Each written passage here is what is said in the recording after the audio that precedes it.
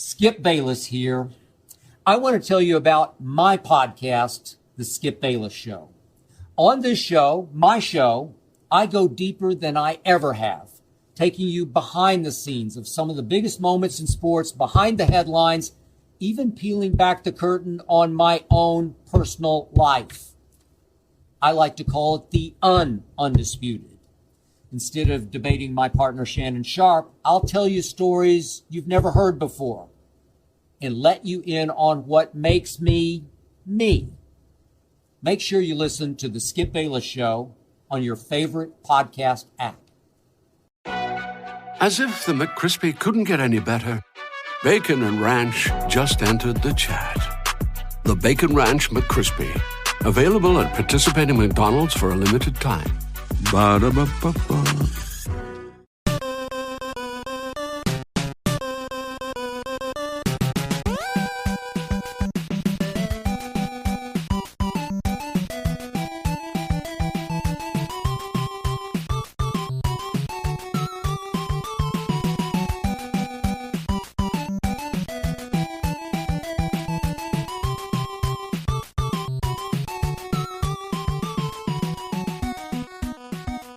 Welcome to the family here on Purple Mafia.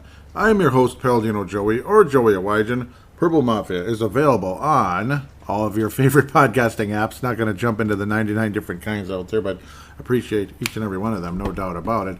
Thank you once and always for downloading and listening to the show. It is a great pleasure to be back on board with you once again today.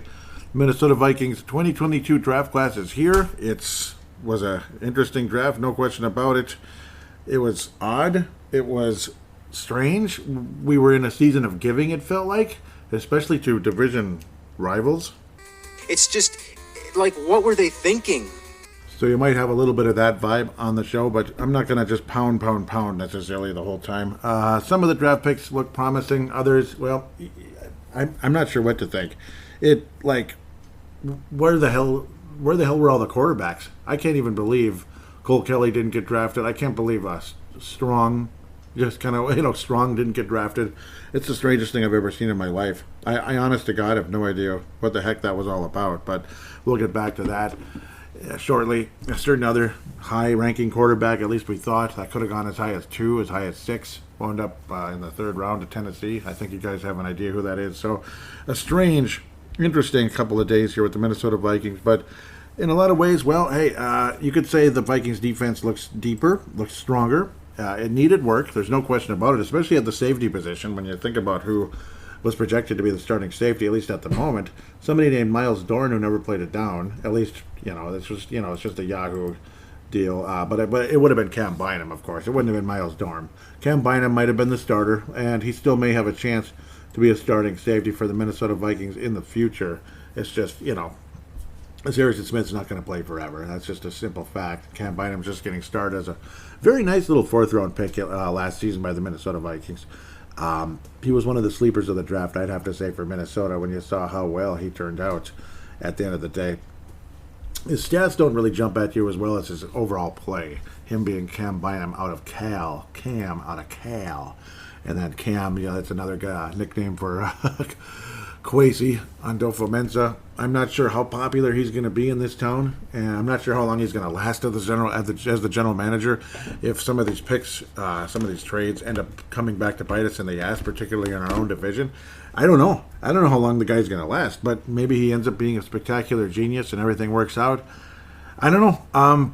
It kind of reminded me of David Kahn's first draft with the Minnesota Timberwolves, and then drafts after that, where the Timberwolves kept trading down and eventually build up enough money so they could fire Kurt Rambis just 2 years after he was hired as Wolves coach, which was, justifiable firing, but so was David Kahn. David Kahn should have gone with him after just 2 years. It was that bad. So we'll have to wait and see. I think KOC, okay, I hate that name, Kevin O'Connell, I'm never going to say it again. You just heard me say it once. That's it. Go ahead and let that sink in. No, I don't like that nickname for certain reasons. Kevin O'Connell, I think he's going to be around here a lot longer than 2 years. I'm sure Kwesi will as well. It's just, I don't know. It's going to be interesting. Well, there's some risk involved in these trades, in these moves, and passing on certain guys and basically handing talented wide receivers to teams, particularly one with a quarterback named Aaron Rodgers of the Green Bay Packers, handing them the ability to draft a receiver. Odd. A potential elite receiver going to Detroit, which they've had for many years. They've had elite receivers over the years anyway. Guys going back to Herman Moore, Calvin Johnson, guys like that. They've had some spectacular receivers in Detroit over the years. Maybe we got the next one coming up here that we may have handed to them with the 12th pick. Minnesota Vikings trade down from 12 to 32, which 32 though. I mean 32 though. There's no first round pick next year. I don't think Detroit would be willing to give up next year's first round pick. I would think that was part of the thing, but that's where maybe you walk away. You're a division rival. Seriously. Like, do we really need to drop all the way down to 32nd in the draft? Luckily, I was thinking for a minute there, my mind was blanking, forgetting for some stupid idiot reason, thinking that there's 30 or 31 teams in the NFL when there's actually 32. So we did stay in the first round, barely. And then a lot of people thought, well, okay, maybe we'll wind up doing a Teddy Bridgewater because a certain quarterback's dropping. We'll pull a Teddy Bridgewater where, okay, Vikings trade up to 32nd, which I should have remembered, to take Teddy Bridgewater back in 2014, which I should have remembered that it was 32nd, the first round. It was a last-second thing. I was driving home. I turned it off. I turned off the draft because the Vikings had made their last pick just moments earlier. And then Vikings trade up to 32 to take Teddy Bridgewater. And I was like, it was a shocker. And then you think, okay, maybe we're going to wind up with Malik Willis. And no, we did not wind up with Malik Willis. It was like, wait, Lewis Cine? All right, he's on the scene. Lewis Cine is on the scene, and he's not messing up the scene. He's making a scene. Okay, I got to stop. Well, he'll be seen in Minnesota, most likely starting at safety. Going forward, free safety. For now, we'll see maybe strong safety later, depending on how things go. But because he can definitely tackle. There's no question about that. Lewis Cine can tackle, and I'm happy about that part. It's just, as I continue to bounce around here before I start analyzing the players and such, the situations where certain players just continued to slip and slip and slip. Again, Malik Willis gets out of the first round, doesn't get drafted. Okay, that's interesting. Vikings have the 34th pick in the second round. People thinking, who cares about the whole who cares about the whole fifth-year option, the whole fifth-year capability or whatever with the first-round pick? It's fine, the 4 years. I mean, heck, we're just going to develop the young guy, Malik Willis. Here we go. We got a chance. He can develop for a year or two behind Kirk Cousins. Let's do it. I mean, it's just getting dropped in our laps here. Right in the breadbasket. Here we go. Malik Willis. We're finally going to be the lucky one. You know how Aaron Rodgers slipped to the Green Bay Packers. We're going to finally be the lucky one. And then he had to wait 4 frickin' years. Think about it, though. Aaron Rodgers could have gone number 1 or number 2. You remember, right? With Alex Smith. Looks like he probably should have went number 1, but whatever. But now we're the team. We're the team with the quarterback slipping to us. But we have Kirk Cousins, though. And we have great backups. No, we don't. Okay, we have Kellen Mond. Yeah, I don't know. This team must like Kellen Mond a little bit. They must have some faith in him because no quarterbacks were taken and no quarterbacks were signed with the undrafted free agents either. 0 quarterbacks coming to Minnesota. I guess we got Sean Mannion and Kellen Mond. All right. Vikings trade down a bajillion picks again, down into the 50s, with the Green Bay Packers. We dropped 20 picks again to let the Green Bay Packers take Christian Watson. And Detroit, of course, was able to take Jamison Williams. A lot of people liked him out of Alabama, loved him. Might end up being an absolute stud for Detroit, and chances are that he could be. We'll see who ends up throwing him the ball, though, because Detroit didn't exactly jump at the whole quarterback thing either. And I'm always going to be curious and look at other teams in the NFL, other teams in the conference to see how they did at certain positions and such. I'm actually tempted to look at Detroit quick. Yeah, of course, they got Aiden Hutchinson. They're extremely excited. He could have went number 1 overall, but he didn't. He went number 2, blah, blah, blah. And they did not take a quarterback either. Interesting. It's fascinating. Jared Goff is that good? I guess. And then you get other teams drafting quarterbacks and signing quarterbacks and not trading away certain people. Like Cleveland's got 3 guys who could start in Deshaun Watson, Baker Mayfield, Jacoby Brissett. I mean, Jacoby Brissett's a good quarterback. I like him. At least he's a really nice backup. 3 of them? Do they really need 3? So, I mean, one of those guys could have been the bridge to the next quarterback to Minnesota if the Vikings didn't sign Kirk Cousins again. But, of course, we did because we're geniuses. Absolute geniuses. Of course, if the Packers took a quarterback, they might burn the whole city down. So, that didn't happen. Or Aaron Rodgers might secretly order the fans to burn the city. I don't know what I'm talking about. Sorry. We'll continue. Chicago, of course, didn't take a quarterback either. No quarterbacks taken in the entire draft by any team in the NFC Central, which is North, excuse me. Now I'm living in the past, North. But then you just kept seeing all these teams. Malik Willis is still there, and you got all these teams like Cincinnati, Arizona, Buffalo, Dallas, Kansas City. They're not going to take a quarterback. So Malik Willis is still going to be there. We're going to drop all the way down to 42nd. We traded up to 42nd. And then you take Andrew Booth. You feel a little better about that. I have no problem with it. We'll talk about him very shortly. Then you're still there. A couple picks later. A few picks later. Well, several picks later, pardon me. And Willis is still there. Nope. Okay, fine. We got a guard. It's just the strangest, most doggone thing I've ever seen. And then here comes the third pick, or third round, the second pick in the third round. And you take a linebacker named Brian Asamoah. Brian Asamoah. All right. Cool. He's athletic and this and that, but Malik Willis, okay, never mind. Okay, I give up. We're not taking him. Winds up with the Tennessee Titans much later, which I guess that's how that goes. I give up. And there's not a whole lot more you can do about it. He wound up again with the Tennessee Titans with the 86th overall pick, did Malik Willis. People were talking about him going in the second round to them, possibly later in the first round, something like that, to the Tennessee Titans. So at least he wound up with the Titans eventually.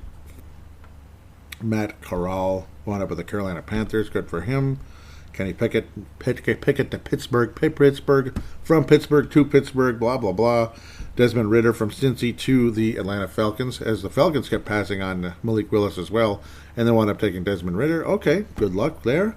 No question about it. Carson Strong wound up, he was undrafted, which is just crazy. Carson Strong, a lot of people liked him. Obviously, health issues and this and that, but there's still strong possibility there. It's like, come on, sign him. But Carson Strong wound up somewhere else, unfortunately. Come on, mate. Come on. And wonderfully, that somebody else was the Philadelphia Eagles. Yeah, isn't that great? Philadelphia Eagles get Carson Strong, Washington Redskins, Washington Commanders. Wind up with Cole Kelly. I'll leave it on there because it sounds funny, I guess, to some people maybe. Maybe other people are pissed off at me right now, but whatever. Cole Kelly, Washington Commanders. Wow. And coming out with zero quarterback whatsoever. Kellen Mond, who we've heard nonstop, isn't the guy. He might not even be a backup. Sean Mannion, well, he's 6'6". That's about all he's got going for him. He's not accurate. He has no arm. He sucks. So seriously, but he's cheap though. So would have been a decent rookie, somebody who might have some potential, just maybe, and he's probably better than Sean Mannion already. Like any of those guys is probably better than Sean Mannion, or would be better than Sean Mannion by next season at the very bleeping least. At least it's a possibility. You might be able to have a decent backup quarterback in the future if he's not a starter. Maybe you see Kellen Mond that way. I don't know. But I left the draft kind of thinking this. Like, seriously, what the hell were we thinking? Yep, I'm sorry if that makes me sound negative or harsh or this or that, but I don't know. It's strange. I mean, it felt like the entire NFL was kind of like, we're not taking quarterbacks this year. You're just wasting your time. It's a wasted pick, and you don't want to commit to a guy. I can understand that. Like, say you take a bleeping Christian Potter and you're committed to him for 3-4 years, and you're kicking yourself for ever even touching the guy when you could have maybe possibly gone in a different direction the next year or the year after, which maybe, hopefully, is what this organization is thinking at this stage. I hope so, because some of these moves, some of these decisions have been quite bizarre.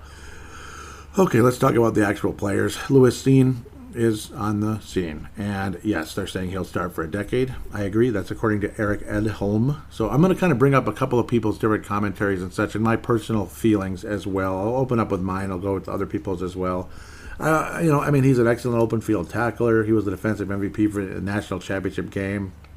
He's able to get his hands in there to bat away balls, bat away passes. He's a very safe pick. He's a very solid pick.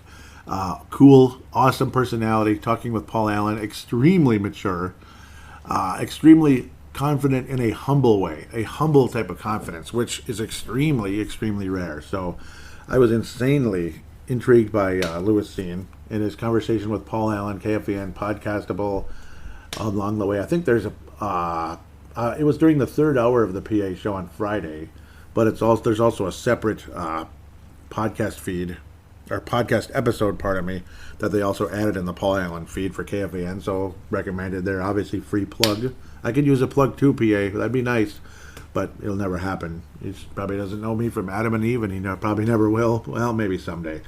Probably should have by now, but well, that's some things just don't go the direction you hope, I guess.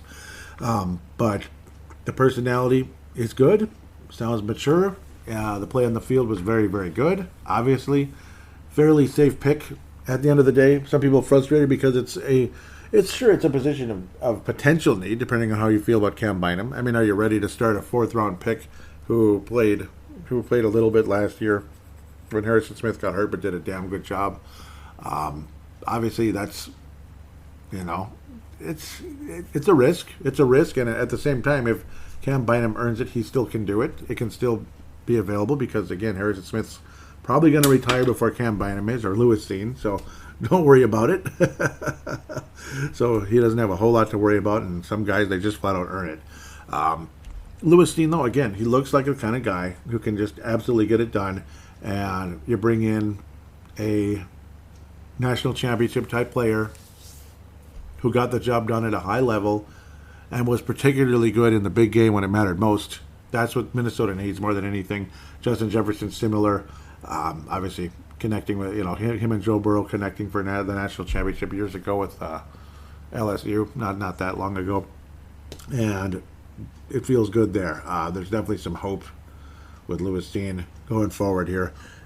Can make the tackles, obviously can make the stops, bat the ball away. So you're set at safety, and you don't have $1 bajillion invested into the safety position this time when you do with Anthony Harris.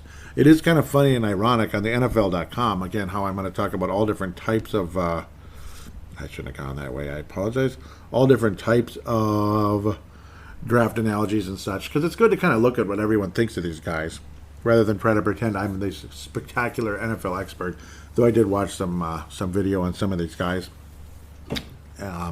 Anthony Harris is the NFL comparison, which is really kind of funny, and he won't cost $1 bajillion, at least not right now. So at least you're in the rookie thing.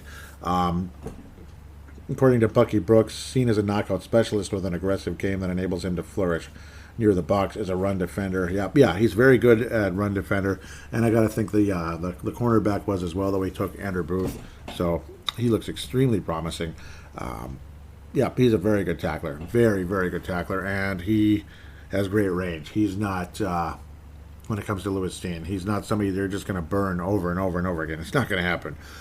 Lewis Steen definitely looks like a very nice pick. It's just the way we went about it, giving up a 12th overall pick to drop that far, it seems kind of strange. And absolutely nothing coming in next season of any kind. So, I don't know. That's what I don't like. I have nothing against Lewis Steen. I'm just confused, maybe a little irritated as well at the way we went about taking Lewis Steen. Like they're talking about, we could have taken him in the teens. Okay, well, that's nice, I guess.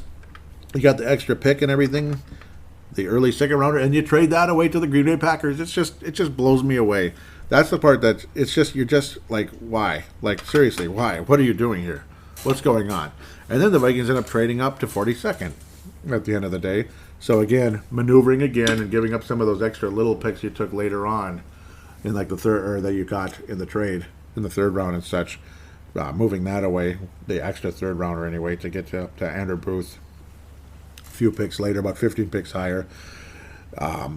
According to Bucky Brooks again, Booth is a rock solid cover corner with a loaded toolbox for the position and all that. He was a standout scheme friendly prospect.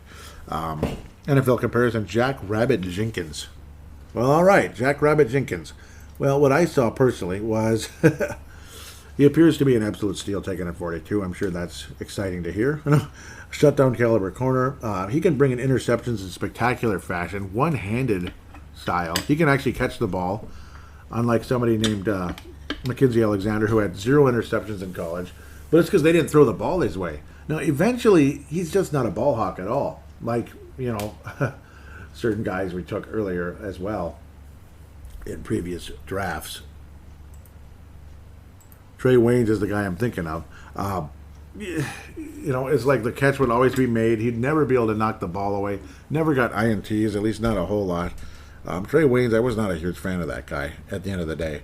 Some people may think of him differently. I don't know. He's had 7 career interceptions. That's great.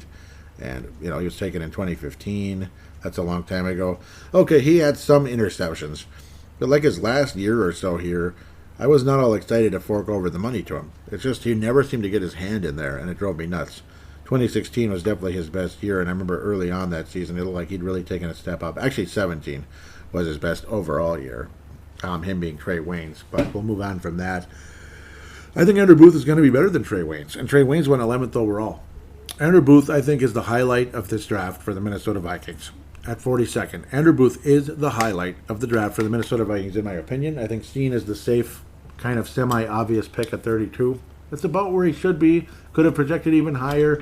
Might end up being an absolutely wonderful pick, but I just think Andrew Booth is the best overall. I think he's the best overall pick for value at 42nd for what we got. He's the kind of guy, he was going to be floating around early in the second round, and there was always hope that we were going to get him. Heck, a lot of mock drafts had him coming to Minnesota, so I'm glad he did at the end of the day. This is the pick. I mean, there's something there, obviously. He can make tackles in open field. He can make those third down, Antoine Winfield-style open field tackles on running backs and, slot receivers and such to make the big tackle, bring them down, and, make that huge stop, Antoine Winfield style, all by himself. But again, Antoine Winfield, one thing he couldn't do, and this is senior, of course, he didn't get a whole lot of INTs because he wasn't really good at catching the ball. Andrew Booth is. He's actually really damn good at it. And again, one-handed, spectacular fashion at times. I think he's going to be much more legit than the fellow Clemson star cornerback, Mackenzie Alexander, who had no picks at all throughout college. And it's not just about the picks, it's his overall game. Obviously, Mackenzie Alexander could hit a little bit, but so can this guy. 6 foot, 194. 6 foot's a decent height for a cornerback. He doesn't have the super long arms, but he's not lacking either. Just a rock solid pick, I think, at 42 with Andrew Booth. So Minnesota Vikings definitely getting the job done at the cornerback position with that pick, in my humble opinion. Don't feel bad about it one bit. Again, Jack Rabbit Jenkins is the comparison. Then the Vikings do stay at the 59th pick. That one, I believe, did come from Green Bay. Yes, it had to have, because they were way up there in the, had a great season. He was actually projected to go in the 5th round. So, hopefully, him being, again, Ed Ingram, who was taken in the 2nd round, pick 27. So, late in the 2nd round at the very least.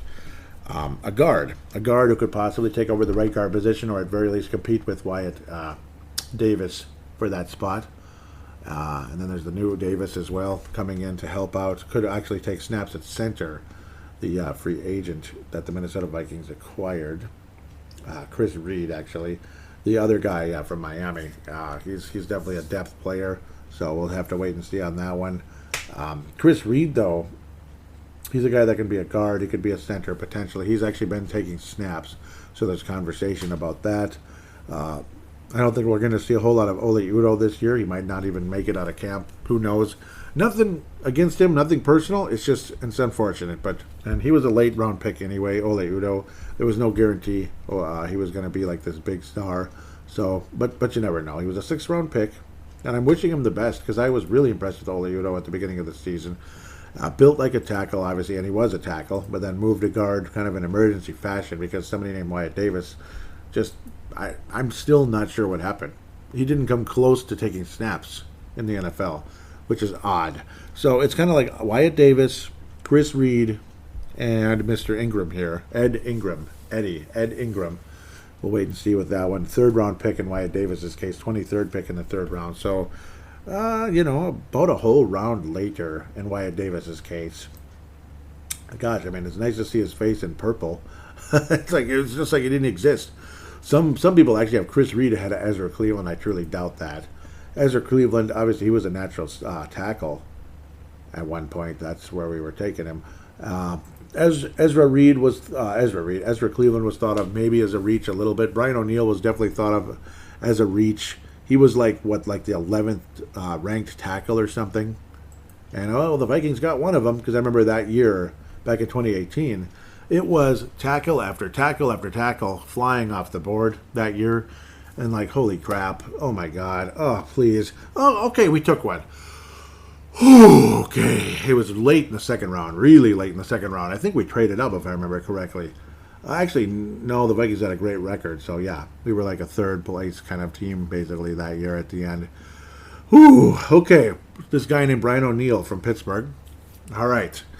Well, yeah, looked on as extremely talented, bright future, but it's going to take a little while for him to develop. And then 2-3 games into the season, okay, Brian O'Neill, you're starting because guys are hurt. And he never relinquished the spot ever again. So hopes are with Ed Ingram, it could be something like that where you're reaching. A guy that probably, Brian O'Neill probably should have gone in the 3rd, even 4th round, according to some people at the time. Where now he looks like an absolute 1st round pick. He could have gone 15th or something that year, and it would have been appropriate. Instead, he wound up being the 62nd, 63rd pick in the draft in 2018. As tackles continued to fly off the board that year. And I remember panicking, come on, it's over, we're dead. Okay, we took somebody. Oh, thank you, Lord, hallelujah. And it's just, I remember analyzing him, and he was a tight end, a former tight end, really good basketball player, power forward and all that type of guy. Had to put on more and more muscle and all that, had to kind of fill out physically first. You can't just throw him in there now. What are you trying to do? Are you trying to get him killed here? Or are you just trying to, you're just trying to ruin him before he can even get started? And, well, let's just say there's a reason he has a C on his chest. He's one of the captains of the team now. And, my goodness, great job, Brian O'Neill. Absolutely one of the greatest, we'll say, lucky picks in the history of the Minnesota Vikings in the last 20, 30 years, I got to say. Hopefully, I'm not going to say Ed Ingram is that, but I'm just saying at least occasionally you can get really lucky with some of these reaches at these positions. We'll have to wait and see on this one. They must really like him, and it sounds like they do, again, to take Ed Ingram as high as they did, 2nd and 27th pick, 59th overall, 2nd round overall with the Vikings, but 59th overall in the draft. No NFL comparison whatsoever. The overview going into the draft, well, let's just say Bucky Brooks see him as a scrappy interior blocker with good balance and body control. Ingram is a competitive phone booth battler with upside. The LSU standout could compete for playing time early in his career, and I think he'll have to. The right guard position obviously is up in the air. It's kind of I don't know. Then we'll look at the local angle here as well. With some of these guys, again, Kevin Seifert, well, he's former local. He's he's with ESPN, but obviously he's been a local guy though with the Strib and such, and now he's kind of local again, taking over for Courtney Cronin, working with the Vikings. So kind of cool, working with the Vikings with ESPN. So taking over for Courtney Cronin. His analysis, his take, so to speak, is on the positive side. Ingram at 6'3", 315. Actually, that is pretty big. That's a nice size for a guard, because sometimes they're a little smaller, a little bit. He's experienced from LSU as well. Very good program. Position of need, no doubt about it. He'll have a chance to compete for a starting job right away. Ezra Cleveland stated to take the left guard. The other one, the right guard, is wide open, and that's very true. He says Kwesi Adolfo-Mensah went on a limb to make this selection. Yeah, because he could have been projected as a 5th-round pick. He was arrested in 2018 on 2 counts of aggravated sexual assault. Okay, and was suspended for all of 2018 and part of 2019 until the charges were dropped. The allegations were serious, and the ability of the Vikings front office to vet him properly will be scrutinized. Okay, all right. Well, maybe that's one of the reasons. Yeah, obviously missing a little bit of time there for a certain reason. Yeah, sense my silence there on that one. I'm fired. That's it. I'm done. Joey, you're fired. Okay, sorry. Oh, man. Oh, interesting. Well, again, you had an early third-round pick, and Malik Willis is still there. I can't believe he's still there. I cannot believe it. He could have gone to the Detroit Lions. He could have gone to the Panthers, 2nd or 6th, or blah, blah, blah, blah, blah, blah, blah. He could have gone to the Pittsburgh Steelers. He could have gone to the Tennessee Titans at 23. He could have gone here. He could have gone there. Da, da, da, da, da, da, da, da. And the Vikings take Brian Asamoah. All right. Brian Asamoah, linebacker out of Oklahoma. I'm just kidding. Oklahoma Sooners, man. So, you know, the Vikings took Adrian Peterson from Oklahoma. So let's see what happens. Okay, I'm just kidding. Yeah, well, he's very athletic. That's really good to know. He is very athletic. He projects to be part-time, according to Kevin Seifert. But it's an important role in today's game. And in this defense, the 3-4 deal, linebackers are extremely important. You're going to have 4 linebackers out there. So what the hell? Again, very, very fast. 4.56 in the 40-yard dash. That is pretty fast. Big hitting machine, according to Kevin Seifert and myself as well from seeing some highlights. Led them in tackles over 2 seasons. Yep, and he's small, though. 6 foot, 220. Wow, that is pretty small. Interesting. There's a lot of tight ends that are bigger than that. 6 foot? Jeez. That is really small. Okay. I don't know. Interesting. Yeah, he's definitely a smaller guy. But he'll be on the field a lot. And he should get a chance out there at least to do something, even as he's not a starter and this and that. Should at least see some action. They're going to probably rotate quite a bit, which is always good. You have guys that are fresh and this and that. Nothing wrong with that. Another cornerback was taken. 4th round, 118 overall. The Vikings would maneuver around little bits and places here and there, but they weren't as dramatic as earlier, and they weren't with division rivals and such. Caleb Evans, cornerback out of Missouri. All right. According to Kevin Seifert, the Vikings have smartly recognized they need a cornerback extended beyond one player. Yeah, so of course, again, Andrew Booth is, if he's not a starter, boy, oh boy, ouch. Let's just leave it at that. Andrew Booth has to be a starter. I don't think he's going to be one of those awful, sappy and crappy cornerbacks taken in the early 2nd round in the Vikings eras, going all the way back to Dennis Green, to Mike Tice, to Brad Childress. I just have a good vibe about a lot of these players. You can see it. It's just funny, though, when you look at these draft picks and you look at the direction, you look at the trading down and the kind of players that are taken, it's like the new boss is the same as the old boss, right? You're trading down, the general manager is trading down, and then you're taking cornerbacks and more cornerbacks and then some edge rushers. It's just kind of funny, you know? Isn't it, though? And it's extremely interesting, but at least you have an established defensive coordinator and such coming in as well, with some help, multiple kind of guys kind of working together to get that done. Caleb Evans, though, yep, there's something there. Got to think there's something there in a 4th round pick, 118 overall. How did he stack up? He had 28 tackles. He only had 1 interception last season, but still, I mean, that's totally fine. Got to think there's a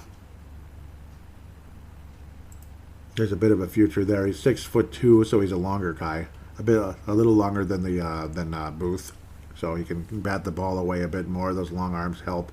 But obviously, again, not able to stick with his man as well necessarily, and he's one of those kind of guys who can help. You know, he can come in and provide depth. You know, like the Harrison Hands and such, and maybe one of those guys, the Harrison Hand versus versus Caleb Evans, may the best man win, that kind of thing. You still got Cam Dantzler, obviously. And it's good to have young depth at the cornerback position. It can be risky as well. It can definitely be risky. Because I remember a couple of years ago when you had all rookie cornerbacks, it was like, what the hell is this crap back in 2020? But I don't know. The atmosphere in that locker room was pretty toxic at the time. Players were in the process of giving up on their coach. There's no question about that. To backtrack, Brian Asamoah had 2 sacks and 21 overall tackles. That doesn't sound right. Only 21? Nope, that's 2020, 2021, yeah. So, interesting situation there for Asamoah. But absolutely love what, I keep coming back to Andrew Booth. To me, he's the main guy going forward for the Minnesota Vikings, I think, in this draft. Do we leave off again another depth corner? That's nice, to Caleb Evans. And then you come home. Some home cooking here with Estezi Atamewo. Very happy to have him. Defensive end out of Minnesota. Defensive edge rusher out of Minnesota. Wore the number 9 for the Minnesota Golden Gophers. Beautiful helmet there. I like that helmet a hell of a lot better than some of the helmets the Gophers have been wearing. Ugly, ugly helmets, but that one's beautiful, at least in this image. Nice to have another edge rush coming in. Interestingly, though, how not spectacular numbers or anything, but at least potential here. He had 3 sacks with the Gophers, 4.5 tackles for loss. That's always a good thing, I suppose. And 30 tackles is a decent number for an edge rusher, so at least there's something there. He did play all the way to his senior year, did Atamawo, so nice to have him on board, no question about that. The hope is he doesn't wind up like Nate Triplett, who was a 5th-round pick for from the Gophers to the Minnesota Vikings, linebacker years ago. He didn't even make it out of camp. That was crazy, but I don't think that's going to be the case here, as I do believe it says he will be definitely a valuable piece for the Vikings in the future. At very least, a depth rotational kind of guy going forward. Ty Chandler out of North Carolina, running back. Interesting. Oh, he's thinking about North Carolina football, but hey, what the hell? Why not? I mean, some good players come out of there. I transferred from Tennessee to the North Carolina Tar Heels, so he was kind of like a super senior, I guess. Interesting, and he had a really damn good season. He went from a guy who was averaging about 600 yards and three or four touchdowns a year, but would still be a valuable receiving guy, a guy who can could be valuable on the screens and such, with like about 200 yards and a couple of touchdowns a season. Last year he got to almost 1,100 yards, 13 touchdowns running, with and he was averaging 6 yards a carry. That's unbelievable. And he also received, he had 15 catches for 216 yards and a touchdown. He's definitely got blazing speed, and again, can be really valuable. Obviously, some good blocking down the field and those screens and such, bubble screens. Can explode down the field, and he could be a valuable piece. They didn't use him on special teams. When I think about speed in a running back, I'm wondering if he could be a special teams like returner or something like that. But maybe he could be on special teams for tackling or whatever, and this and that. But because obviously speed and special teams go together very well on both sides. If you're like a gunner or something, but obviously there's no guarantee of the future of really long futures with running backs like the Delvin Cooks. Alexander Madison's becoming a free agent, so who knows what's going to happen with him if he's going to demand a lot. So you might have someone to Ty Chandler going forward. I like him. I like what I see, and I like that he's a capable receiving back who's definitely got blazing speed. It is kind of funny how he's a little bit older, but it is what it is. He's not that old. 5th round pick, 165th overall. And that's just kind of what he's talking about here, him being Kevin Seifert. This is exactly where you want a team to acquire a running back, a position where talent and playmaking ability can be stacked fairly horizontally. In this case, the Vikings got one who will force defenses to come for him with his 4.38 time on the 40-yard dash. Yeah, plenty of tape showing what he did when he got to the second level during a college career at Tennessee and North Carolina. So, yeah, and he also talks about how free agency could be going, and that's the strongest selection. Viridian Lowe, another offensive tackle taken. So there's multiple depth guy, offensive tackle. Sounds like he got stood up a bit, which is unfortunate, as a college player out of Illinois. Vidarian, interesting name, Lowe. Built really nicely at 6'6", pretty damn impressive. 353 arm length, 8th in the whole draft, so pretty cool there. Really good for pass blocking, but at the same time, again, he got stood up a bit, maybe a little bit, I don't know, a little too stiff, I guess. I don't know how to explain it exactly without sounding a little weird. At very least, though, he could be a nice backup tackle. Could be a nice depth guy to maybe replace certain other players that have been here for a while, like Rashard Hill and such, might end up replacing him and end up being a better backup tackle, particularly going forward. As guys get hurt, especially Darius missed some time last year. He certainly did, and it was a big freaking bummer moving Oli Udoh over there. Oli Udoh started strong at right guard, and then he just kind of kept getting worse and worse and worse. He moved into right tackle, and it was an utter disaster. Left tackle, pardon me, utter disaster, even though he was supposed to be a tackle. So we'll see what happens with Veridian Lowe.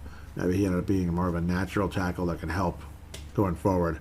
A guy that doesn't get moved around to guard to tackle, which is dangerous stuff in the NFL.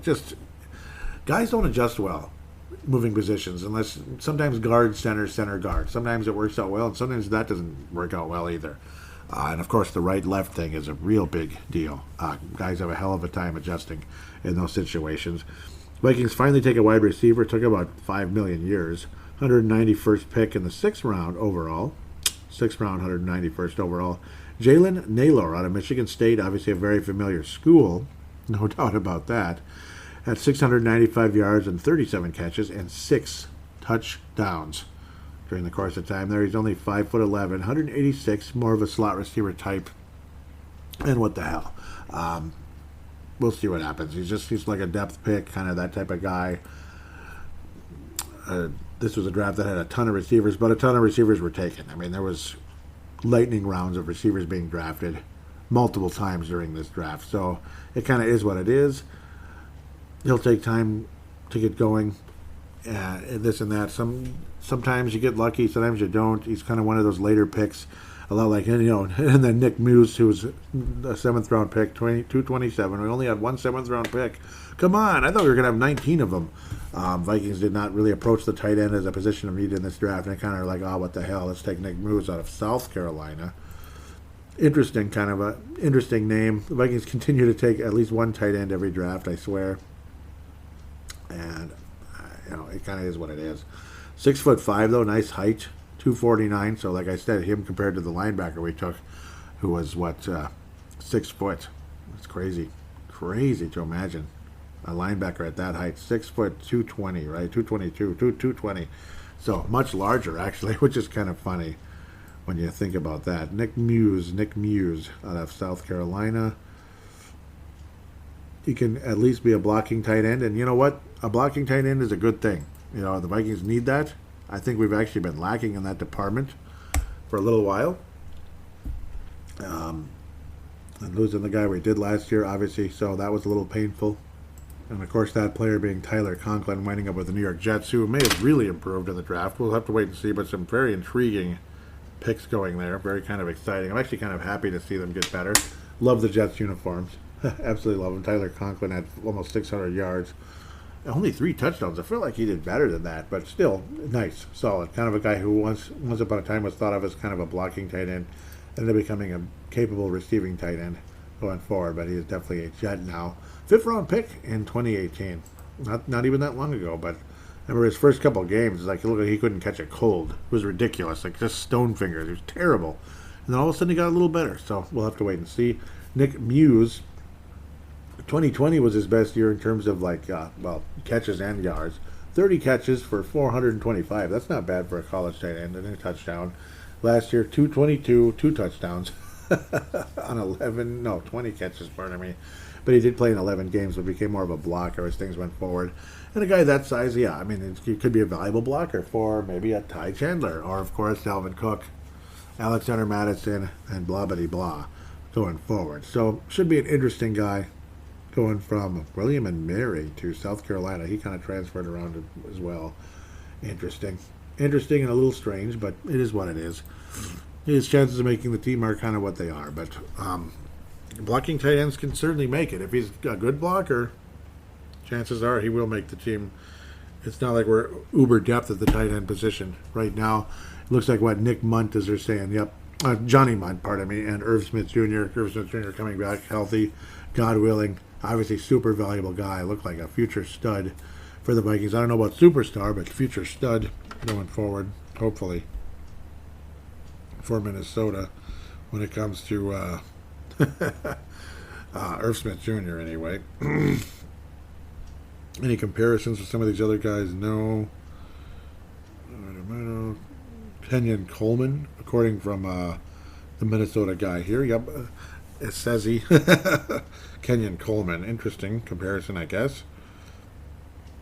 Yeah, a lot of these guys, there is no NFL comparison, but I mean, Brian Asamoah, Camu Gruger Hill. All right, well, and he was interesting to be projected to go in the third or fourth round, so he was taken late in the third. No, early in the third, pardon me. So another kind of a reach at the end of the day. We'll see what happens with guys like Nick Muse and all those. Those seventh round picks are kind of like you never know what the hell. But I'm glad what's his name didn't take him. Oh, what's his name? Yet again. It's just funny. Malik Willis wound up with the Tennessee Titans. Good for him. Now I'm actually happening onto a mock draft, which is kind of funny. They had Andrew Booth coming to Minnesota 34, because I remember seeing his name floating around, so that's nice. Definitely not a reach there. That's the one that fell to us. They had Malik Willis winding up in Tennessee at 35. Instead, he wound up with a 22nd pick in the third round of Tennessee. So he still wound up in Tennessee. I'm sure they're thrilled about that, just like we are about Booth coming to Minnesota at 42. Trade with Indianapolis later on that afternoon. So, yeah. Well, evening, pardon me. I mean, lots of wide receivers taken that didn't come here. It's, I'm pretty happy with KJ Osborne and, of course, Justin Jefferson. Adam Thielen has become more and more injury prone, unfortunately, so that's a conversation that's going to kind of hang around there. It kind of is what it is. Did the Vikings get better in this draft? I'm sure they did. Did they address needs everywhere? Not necessarily. Am I overly excited going forward? Not really, but at least it's safe to say they did address the secondary. He did get burned quite a bit last year, quite a bit. Woods started off so well at safety, and he kept getting worse and worse and worse as the season progressed, but he wasn't really getting paid hardly anything. That's the funny part. Very, very cheap contract after Anthony Harris, massive, massive deal. And, of course, Harrison Smith extended yet again. But the old kicking the can down the road to the salary cap, salary cap and all that implications for Harrison Smith and others. A little better now, but you know how that goes. Secondary does look better, at least hopefully, and I feel good about that. I like the Ty Chandler pick, kind of a sneaky little one there. Definitely got a lot of speed and might end up being something. Maybe. Certainly no guarantee by any stretch of the imagination. I'm happy we took a guard, even though that was kind of a reach. And Ed Ingram, kind of a reach. I mean, it's safe to say it's kind of a reach. So, I mean, I can't dance on the clouds about all of that all the time at the end of the day. So, with that said, I'll stop rambling and going all over myself here and give you guys a chance to talk about the draft in the Fan Interaction segment right after this.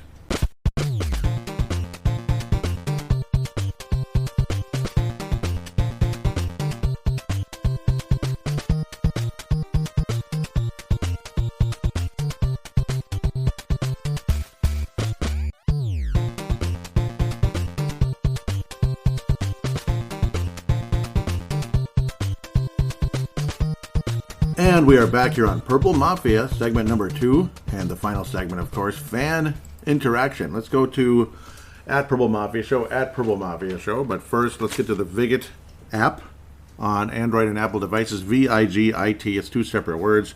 Android and Apple devices. It is basically fantasy betting, and and then here's the things you can kind of do with it. Social media for sports bettors. You can post about your picks, see what others are saying about games.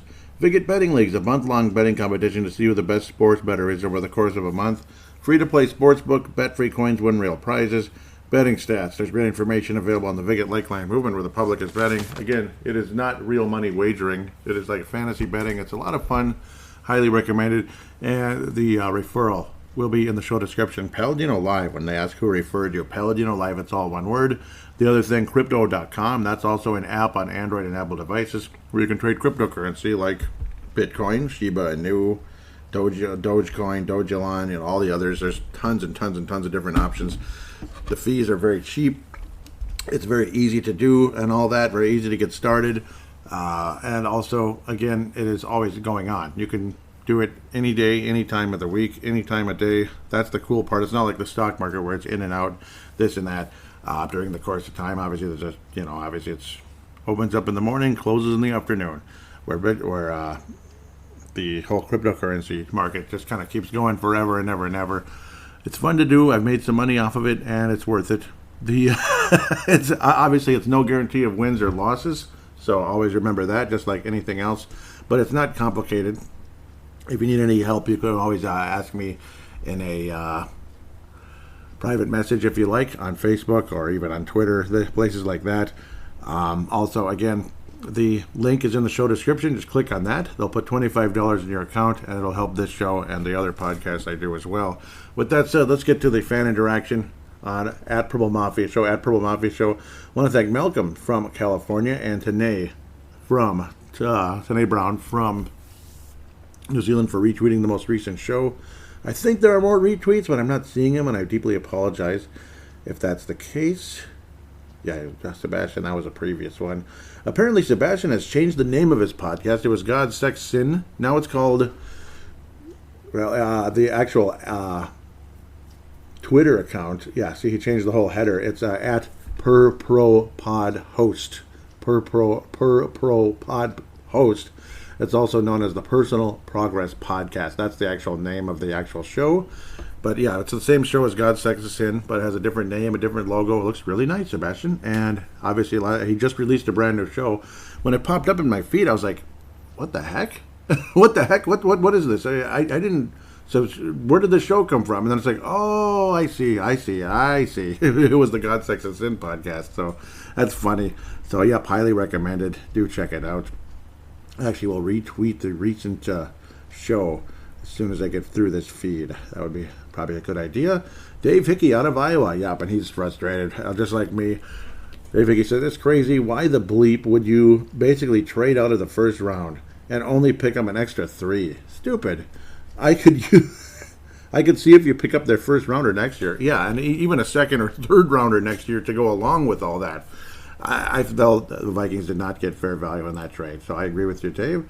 I was saying I agree with you 100%. I know it's kind of a lame response on my part. I could have said more, but I was kind of like, I don't know, I was kind of like stuck at that time, unfortunately. I was actually asking before, and this is where Dave responded to me. I was asking, and we also gave up the 46th. See, that's the thing. Not only about dropping down, we also gave up the 46th. Ultimately, we traded back up to get the 42, which is kind of funny, to take Andrew Booth, who I do think is probably the best player in the draft for Minnesota, anyway, for Minnesota's draft class. But it's just another one of those years where it's like second rounder, basically, are the top. I was saying, going to be honest, you not impressed with this regime yet. Sorry. And I'm not yet, but we'll see. Flip Saunders started out poorly and got better with the Timberwolves. Gerson Rosas started out very, very, very poorly. Jared Culver, need I say more, did a whole lot of nothing. Ended up trading him away for a 33-year-old point guard last summer, who did work out. But again, 33 versus somebody that was 23, it's a big difference. Big difference. Jared Culver basically didn't play at all. In fact, he really didn't against the Timberwolves in the Memphis Grizzlies series. So again, but then Gerson Rosas got much, much better. Unfortunately, behind the scenes, he was a bit of a jerk, and he was inappropriate as well, and that's why he ultimately lost his job, even though he actually did a pretty good job with the personnel. Certainly not perfect. Check out the Timberwolves Explosion podcast. There I go, doing another shameless plug, and I'm probably annoying the heck out of everybody. I apologize. Sebastian says, just a reminder, if we didn't beat Detroit to end the year, we would have had the top 10 pick, and that's true. That's very interesting, and we would have had even better options going forward. It makes you wonder what Kwesi would have done then. Would he have still traded down to the bottom of the first round and still got like minimal return, quite frankly? Which, again, it's one thing if you're trading down, this and that. It's another if it's against or it's with a division rival and you get minimal return. It just felt like we didn't get enough in return. Luckily, again, the players we did draft appeared to be good picks, so we shall see. Peter LaFlamme. Also, I was like asking, is Rick Spielman still the GM? This is getting stupid now because we traded down right away with the 34th pick also. And that's when I started to snap a little bit. Pete LaFlamme. Also, Pete LaFlamme, and I hope I'm pronouncing that correctly, retweeted it.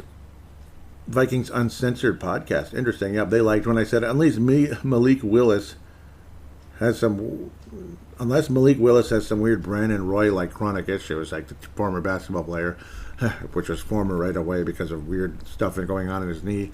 What the hell is going on? If Malik Willis is there at 59 and the Vikings don't take him, I will personally join the Fire Kwesi bandwagon. And, well, we didn't take him. And interestingly, the rest of the NFL didn't take him until midway to slightly later into the third round by Tennessee. So I do not know what happened. I do not understand what was going on. People must really think next year's quarterback draft class is off the charts and that this year's quarterback draft class is like garbage. But you just don't know. You don't know. Nobody was high on Tom Brady back in 2000, so you just don't frickin' know. Who knows? It'd be interesting to think of like a Tom Brady might have been an undrafted free agent in this draft, considering how few quarterbacks were taken. You know, it's insane.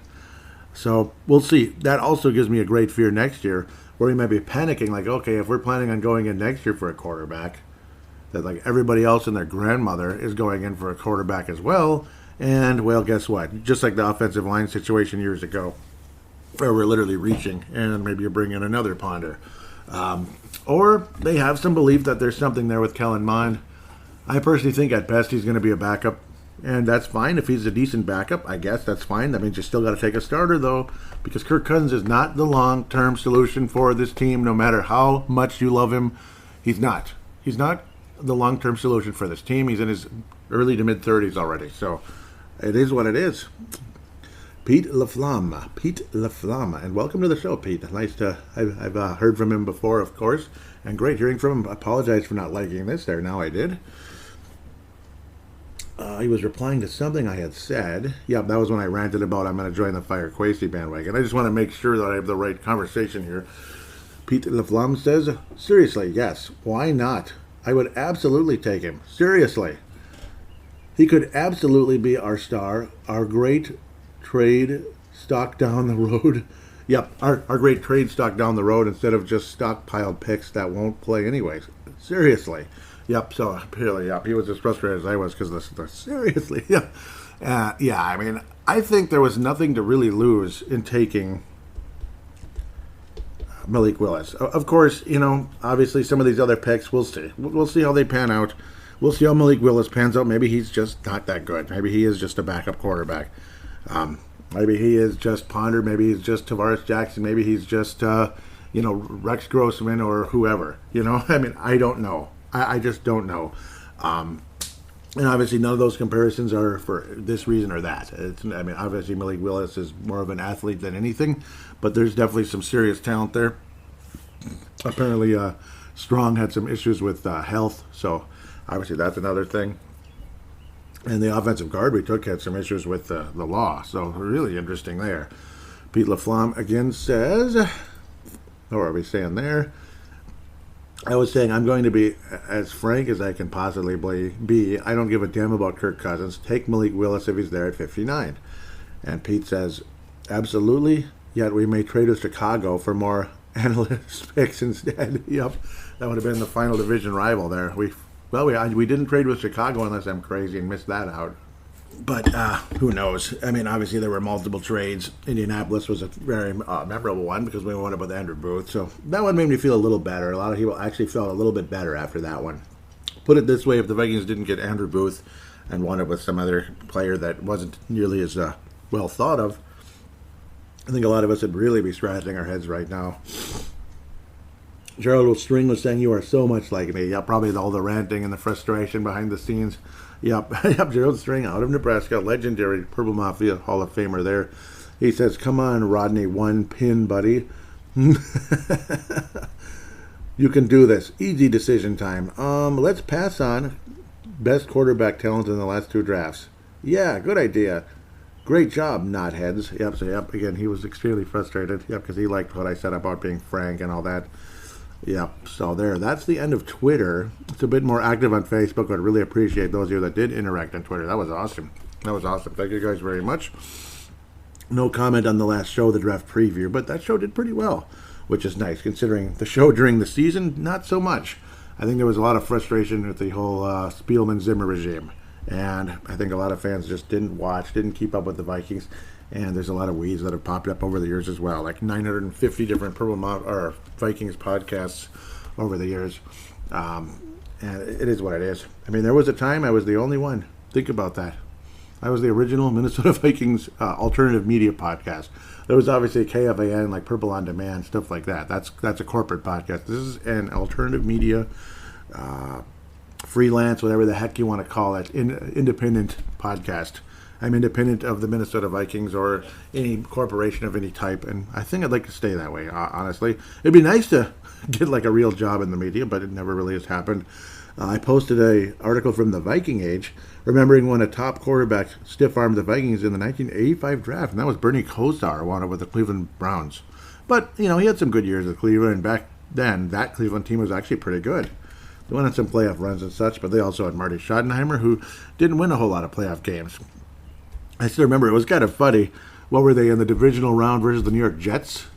I forget if it was I forget what year that was. In the late 80s. Marty Schottenheimer. Oh, we didn't get past these guys the last 2 years, but hey, third time's a charm. We're gonna do it, and it's just like, that's cute. Third time's a charm. That's Marty Schottenheimer. Like, we failed and we failed again, but third time's a charm. We're gonna do it, and they failed again. Marty Schottenheimer, one of the greatest regular season head coaches of all time, and probably about as bad of a postseason coach in the history of the planet, outside of like Ron Gardenhire with the Twins. Well, we did win one playoff round, the very first playoff round he ever had against the Oakland Athletics, way back in 2002, and ever since, la la la la la la la la. You could just go on forever.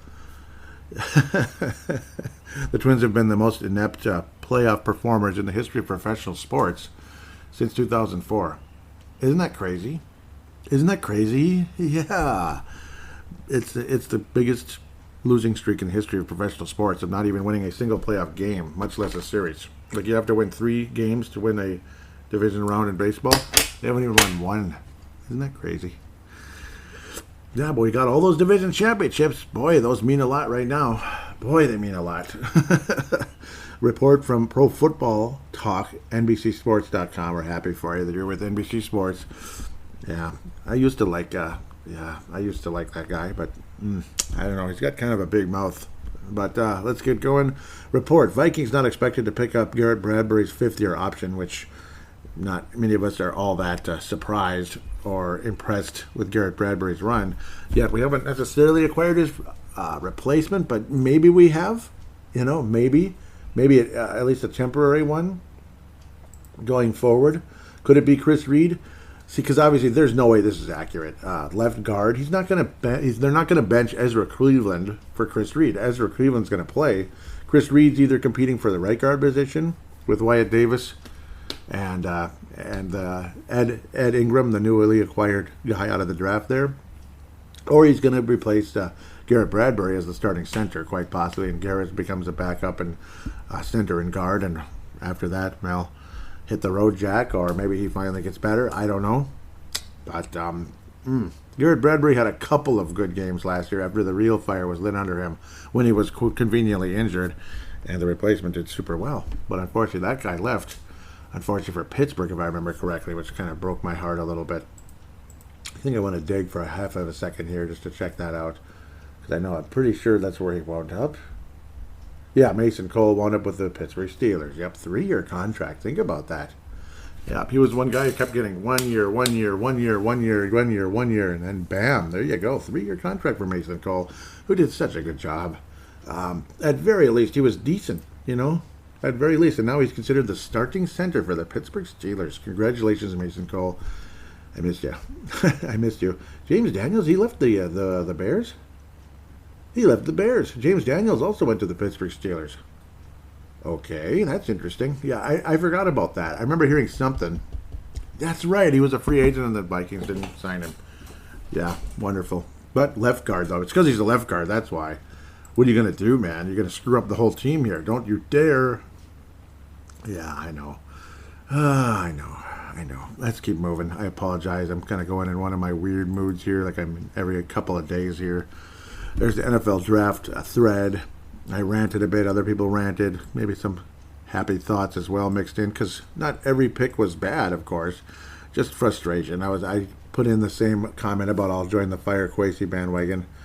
And then Brent Jacobson And she's also known as Brent for Liberty, of course. Brent for Liberty says, like the pick of Ed Ingram, the guy should pretty much guarantee the end of Dakota Dozier experiment. Oh, yeah. And Dakota Dozier's on the Bears now, too. So that's the other thing. And, of course, again, some of these other experiments. I wouldn't be surprised if you actually meant Ole Udo, right? That's probably who he really meant. Ole Udo experiment, because Dakota Dozier, yeah, he's already moved on.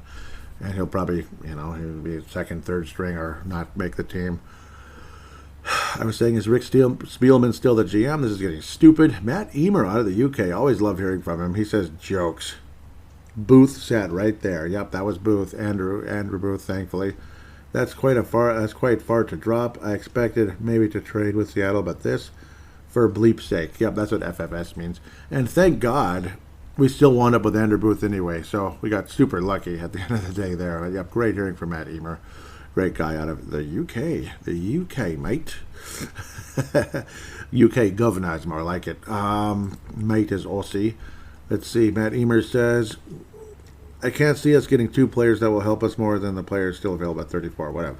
That's how I feel. And same thing with the whole dropping down to 32 and 34 versus 12. It's the same thing. Dropping down is annoying unless you really, really, really, really are convinced. Like, there's nobody there really that's going to superly help this team any more than below. And you don't drop as far. That's the big part. Dropping the 20 plus spots, and with a division rival who's in love with this guy, obviously, especially Jameson going to Detroit. Something's up there, I think. And Detroit's had some pretty awesome receivers, like I talked about in the first segment. Brent for Liberty, Brent Jacobson, of course, Purple Mafia Hall of Famer, and Matt Emer needs to be a Hall of Famer as well. Yeah. You can hint at that one right there. I apologize, it's been so long with that one. Brent says, what's Cam going to do? That would be, again, the general manager, going to do next. Trade pick 53 to the Bears. So far, both trades he's made have been to division rivals. That's the only team we didn't trade with, and we might as well have. Might as well trade with the Bears. Why not? Let's do it. Come on now. Let's run the gambit, as they say. And we also gave him the 46. Blah blah blah. I wasn't impressed. That's what I was saying. I said earlier. Brent said, feel they were hamstrung by Spielman giving up a fourth for Chris Herndon last year. I'm not impressed by this move, but I'll withhold judgment until Saturday night and the draft is over. I hope this works out, and we'll see. Brent Dave Hickey, out of Iowa, responded with, was pumped with the new regime coming in, but after they dropped 20 spots in the draft, not once but twice, 12 to 32 and 46 to 66, then it looks like the new GM just got screwed and schooled by the worst organization in the NFL. That'd be Detroit. Interesting. Yeah, it's pretty wild. It really is. I was saying, it's kind of cool for tomorrow, but just completely takes the air. I'm not sure what I was trying to say. I think I was saying I was excited about this whole thing. Oh, cool for tomorrow by getting the 34th pick. I was saying it took the air out of the building, having to drop all the way down. Because it was the highest pick we'd had in a while. Brent says, with Sauce and Stingley gone, I would not be shocked if we trade down. Yep. Dave Hickey said, overall, I think the Vikings passed on a lot of talented players to move down. But they did address positions of need, and they also are totally revamping the defense through the draft and free agency. So other than the big-ticket players like Harry and Kendricks and Hunter and Patrick Peterson, all others should be on notice to step up or step out. The fact Zimmer drafted them, then didn't play them, doesn't speak too highly of them. That'd be a lot of that draft class last year. Yeah, I wonder if Kwesi dropped so he wouldn't need to pay as much for them and saving on the bottom line. There's always a possibility. Did I click like on these? Yeah, somebody else did. I apologize. Weird. Leland, also out of Iowa, and a new Hall of Famer, says, division trading has got us old school fans' panties in a bunch. Some things you just don't do no matter how sweet the deal looks to you. Now we get to face two players twice a year and say, yep, we could have had them, as they burn us into the ground. Yep. Well, probably another day of trading down. New Age Analytics shows they were all positive moves. My opinion is just take off the Yiddix and that was just anal. Yep.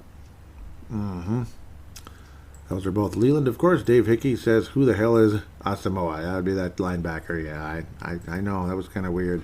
That was a reach, but interesting athlete at the very least. Brent says, sounds like we traded with Detroit. We got, okay, that was way back at the beginning, 32 and 34. Maybe a rookie mistake from our GM, says Leland, and I was like, yep, I'm not thrilled. Jay Vicky said, I want David Bell at 66. Just plain stupid. Why would you pass up on all these? Dave Vicky continues, I'm sorry, I'm going to keep moving down here. Yep, he says, just plain stupid. Why would you pass up all these players and picks for the last pick? Now watch them pick some guy most fans don't even know. Yep, and Leland, yep. WTF trading down in the division to boot. Matt Emer said, no. You don't trade picks with Green Bay for bleep's sake. Yep. That was the second day, of course. Leland says 32 and 34. And I was saying, Brent, replied with, we got 32, 34, and 66 for 12 and 46. Quite a drop. Quite a drop. What the flip? I mean, you dropped 20 places twice. Terrific, right? Matt Emer UK says bad value in trades with bad trade partners. Massive reach for Ingram. Still no edge rusher. Did want Booth, so that part is okay. Yep. I agree. I like that. I agree with that for sure. See if I can go a little higher. Now we go to the next thread here. I was saying, so glad we committed to Kirk Cousins so he couldn't make the miracle pick here. That would have been, again, Malik Willis. But, of course, Lewis Seen it is. Safety, national champion out of Georgia. Let's see what everyone has to say here. So now we're going to individual players. Dave Hickey says, not that I hate the pick, but that I think we got fleeced in the deal. Yep, I think so, too. Good pick, potentially. Matt Emer says, yeah, we didn't get enough back for that. Matt Emer again says, bruiser, and shows what kind of D we should expect next season. Yeah, he's definitely a heavy hitter, him being Lewis Seen. Matt Emer says, no idea where we go next. Pick one of Maeve, Booth, Benekity, or Gordon, I think. And then the O-line with our third pick. Yep, well, it was the O-line with the third pick. It was. So, and we did have Booth. So, Matt Emer, there you go. Matt Emer, you're with it in a big way. Gerald String says, I didn't mind this pick as much as passing on potential superstar quarterback in the next round. It was right in front of them. Not sure who the scouts were or what films they were watching, but I'm afraid we blew this one. I've always supported Cousins, but in the minority, and I don't blame the fans. They're getting sick of paying top dollar for tickets and watching mediocrity. Win, lose, or draw, at least Willis would have given fans something to be excited about. This franchise is hexed. It's the same crap over and over and over and over. Unfortunately, I'm already sick of this regime. Yuck. I didn't come out of that one feeling good either. No doubt. Leland says, well, tonight might be better unless we trade down again. And the Vikings did trade down again. That would be that Friday night, of course. It's now the next thread is slowly popping up here. Pardon me. I try not to cough to death. Okay. Oh, yeah. So this is all down to the 9 free agents. 9 undrafted free agents. Not a single one of them was a quarterback. We took a couple of receivers, or signed a couple of receivers. I'll mention them off real quick. Mike Brown, safety out of Miami of Ohio. That'd be the Red Knights, I believe. Thomas Hennigan, wide receiver, Appalachian State. And that is how you say it, apparently. I used to say Appalachian many years ago. It's Appalachian State, which sounds kind of cool. Bryant Kobach out of Toledo, running back out of Toledo. Zach McLeod, I like that name. Outside linebacker, offensive linebacker, yeah. Outside linebacker out of the Miami. Josh Sokol, almost like Skol, right? Center out of Sacred Heart, all right. Tyrese Stevenson, Tyrates, that was a little different. Defensive tackle out of Tulsa, Oklahoma. Trey Turner, that sounds cool. Rolls right off your tongue. Wide receiver, Virginia Tech. This one does not roll off your tongue, at least I don't think so. It's Luigi, but it's just spelled differently. Luigi Villan. Outside linebacker out of Wake Forest. Ryan Wright, punter out of Tulane. Another, yep, well, I mean, hey, you're always going to have some kind of kicking competition, so we'll see how that goes out of Tulane. I liked our punter last year. Let's see what Ryan Wright does going forward. And I'm sure there'll be some kind of place kicker brought in, because there always is. There's always an extra kicker and punter just to see how things go. But those are your undrafted free agents at the moment. And again, no quarterback, no Carson Strong, no Cole Kelly. Cole Kelly's going to the Commandos. Strong is going to the Eagles. Okay, that's terrific. They already have Jalen Hurts, so I don't know. It is what it is. And Carson Strong's probably going to be a backup anyway, from what it looks like. Obviously, injury history going on there. And I was saying, still no quarterback. Strange. And again, it's amazing how many quarterbacks in years past might have wound up with, being a 4th, 5th, 6th round pick and wound up being an undrafted free agent. So it was a strange year. Where next year, supposedly, it's going to be a lot of quarterbacks taken. So we'll see. We'll see how things go. Obviously, things change in a year. Guys don't play as well. Guys get hurt. Guys do this. Guys do that. Different needs pop up on different teams. So other guys in this draft emerge way better than other people thought. Nudge, nudge, hint, hint. There's going to be at least 2 or 3 of those that are going to end up being better than people thought. At very least one guy is going to emerge and be a significant difference from what people thought he was going to be. Looks like that's everything. So I'll pass out the awards for this episode. I think I want to give the gold star to Matt Emer this week. This show. I think I'm going to give it to Matt Emer. Really liked what he had to say. Made some wonderful points, and I think all of you did. Honest to God, you made some great points. Dave Hickey with a gold-plated silver. Gerald String and Leland will bring in the bronze. You guys did awesome, obviously, and Sebastian Barton's always out there with the bronze or silver. He's a fantastic guy. Miss hearing from a lot of you, because I know a lot of you tend to disappear when the regular season is over, and I kind of don't blame you, but hope to hear from a lot of you soon. Gerald String is obviously fantastic, one of the greatest of all time. I just love you guys so much. Can't say enough, honestly. Somebody please rate a positive rating for Purple Mafia on Apple Podcasts, Stitcher, Audible, or Spotify if you could. Any type of a positive rating, really appreciate that. The Apple one's been quiet lately for some reason, so just wondering, hopefully someone out there somewhere could put a positive rating in. It makes the show look better. Tell your friends about the show. Don't be afraid to call in like Gerald has done, like Brent has done, Dave used to in the past. We'd like to hear from Dave again. If you'd like to. Audio submission is what we call it. Brent Jacobson. It seemed like he didn't want to do it anymore when it moved over to audio submission instead of phone line. I don't know why. Come on, Brent. Come back. It's a really easy thing to do. All you do is open up your free voice recording app. That's actually how I've been recording a certain other podcast now. A different approach because just the way work situations are. This way I can finally record a certain other podcast I do. And so sometimes you just use the voice recorder on your phone. You can use that for your audio submission. See right here on this Samsung Galaxy 22 Plus, there's an app that simply says voice recorder. Just open up something like that. And Apple devices, of course, have it as well. Apple phones, whatever, and Samsung and Android, whatever. Just open that up, press record, start talking, treat it like a phone call, hit stop. Share it, save it and or share it to, you can share it to paladinolive@yahoo.com. Share it or email it to paladinolive@yahoo.com. Paladinolive@yahoo.com. I would then convert it into an MP3 file thanks to Zumzar.com. It only takes a second. Now there's even an app for that on your Windows device, Windows or Apple computers, I'm sure. But Windows computers absolutely have it. It's right here now. It actually works faster, so it's even better. Zumzar app. That way you can convert files. I'm giving them a free plug because they give me a free service to help out with shows. Now I'm actually doing a show with it too, so extremely valuable item. Zumzar with a Z. Look that one up. With that said, wishing all of you a wonderful couple weeks here. I'm going to disappear for a while like I tend to, but maybe some interesting news will pop up and I'll probably come around anyway at some time later in the May and June and stuff like that. But spring cleanups still haven't started, and it's May 2nd, so this is freaking ridiculous. It's the latest ever.